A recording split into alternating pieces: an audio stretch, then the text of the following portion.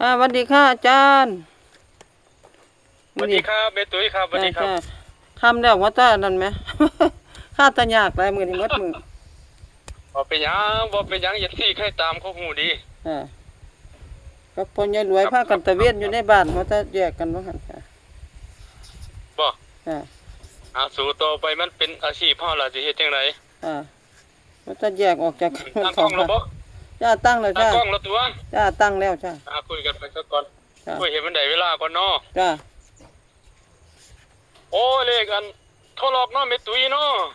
เรียกหา4 ตัวของว่า เลขหามาสิตัวผมบ่อยากอันเปลี่ยนมาตลอดหั้นนะเปลี่ยนว่าวันจันทร์วันอังคารนี่เปลี่ยน FC ติดตามผมนำ FC เมตุยนำนี่ล่ะแต่ว่าวันจันทร์วันอังคารผมบ่อยากเลขไผก็ตามเพราะให้เรียนเบาเขาเลขเขาสิล็อก อ่าพอดีว่าบ่เพราะบ่ว่าหมดก่อนเพิ่นว่าบ่เข้าจักอาจาเพราะว่ารย์แล้วออกแบบนี้เพิ่นว่าบ่จ้าอาจารย์ได้มาเทวดาองค์ได้มาก็เอาบ่อยู่เขาหลอกแบบจ้า2-4ตัวหั่นล่ะจ้าพอดีก็วางเพิ่ซั่นนเขาก็เอาหา จ้าเขาก็เอาหามา4ตัวเนาะจ้ามันก็มีหา4 ตัวพุ่นเนาะอะจ้าของของข่อยนี่บุญละนี่วันพุธพฤหัสศุกร์จ้าแต่ว่ามันอีก FC ก็เอาไปเวียนหน้ากันเด็กซื้อก็ซื้อที่เบาๆบ่ให้เฮ็ดแห้ง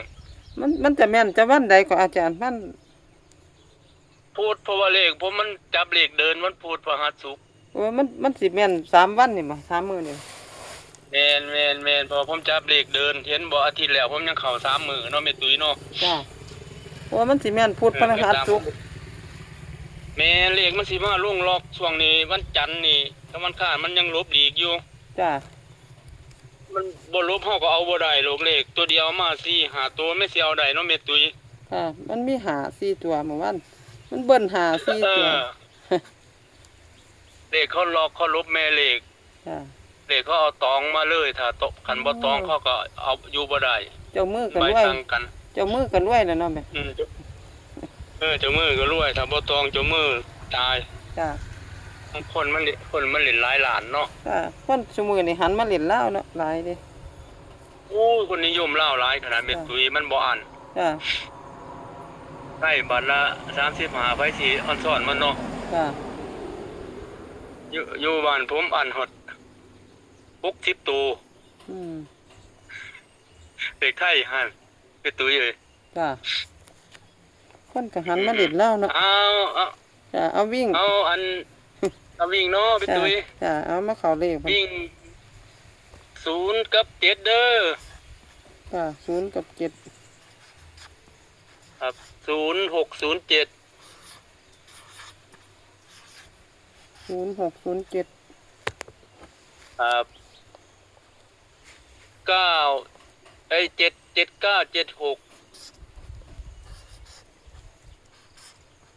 7976ครับจะกันเด้อแม่ตุ้ยค่ะกันเนี่ยจะเป็น5190แล้วก็22อืมค่ะ519022ค่ะคืออันอาจารย์สิเว้าสู่ฟังวันศุกร์นี่มันออก53แม่นบ่ค่ะวันจันทร์นี่มันออก52ค่ะถ้ามันไล่ลดแต้มนี่มื้อนี้ก็ไผอยากซื้อตัวเดียวก็51เด้อวงกลม51อาจารย์เน้นตัวใดมื้อนี้เมื่อวานบ่ได้เน้นให้นะเมื่อวานเน้นเน้น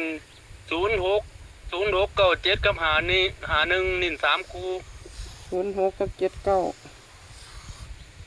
ครับ51จ้ะเขาเน้น3คู่ครับ51อยากให้ซื้อเบิดกูคนเพราะช่วงนี้มันเป็นเลขไล่แต้มหั่นนะมีตุ้ยไล่รถ53 52มันสิถ้าลองอีกมาแรกนี่ก็51หายังแม่นบ่ใช่มันหา4 ตัวเนาะมันต้องยังอยู่ดิ แต่ว่ามันก็บ่ดีเพราะว่ามันเลขกันของอาจารย์เขียนไว้เพราะว่าอาจารย์ดิน0กับ7นี่ล่ะแต่ว่าถ้า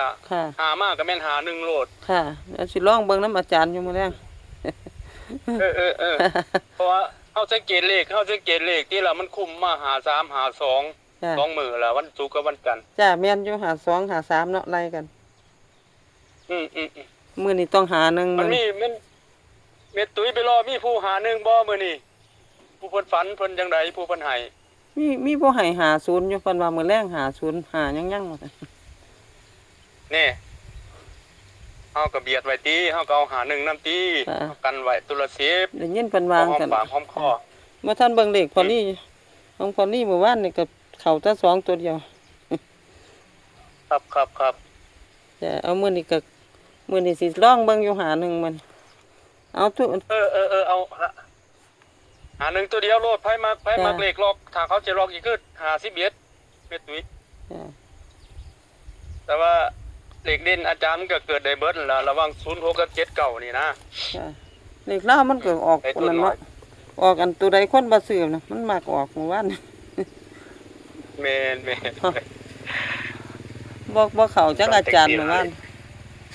แต่ว่าวันจันทร์กับวันข้านนี่อาจารย์เคยบอกมาแต่ใดบ่อยากให้ FC ซื้อหลายซื้อพวกวัยรุ่น จ้ะเพราะว่าผู้เฮ็ดก็ฮู้จักเนาะว่ามื้อใดมันสิแม่นบ่แม่นก็ได้ แม่นเฮาต้องเบิ่งเลขเดินก่อนนะแม่ตุ้ยเลขบ่เดินเฮาสิไปบูเอาแฮงนี่บ่ได้เด้อ ค่ะ ผู้เฮ็ดก็สิ มัน ฮู้ เป็นเลขอันตรายเลขลาวนี่ค่ะมันบ่มีสูตรตายตัวดอก ค่ะ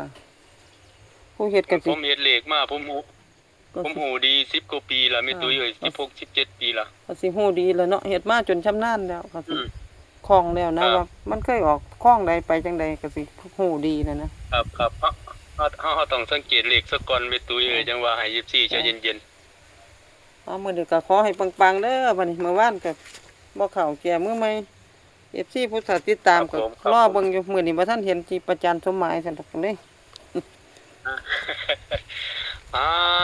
ปังๆสุขดีเนาะแม่ตุ้ยเนาะ เอาโศกๆมันๆเด้อมื้อนี้กับตำลาวอาจารย์สมหมาย FC ก็ได้ซื้อตัวใดก็ขอให้มันๆมื้อนี้โศกๆมันๆสวัสดีค่ะ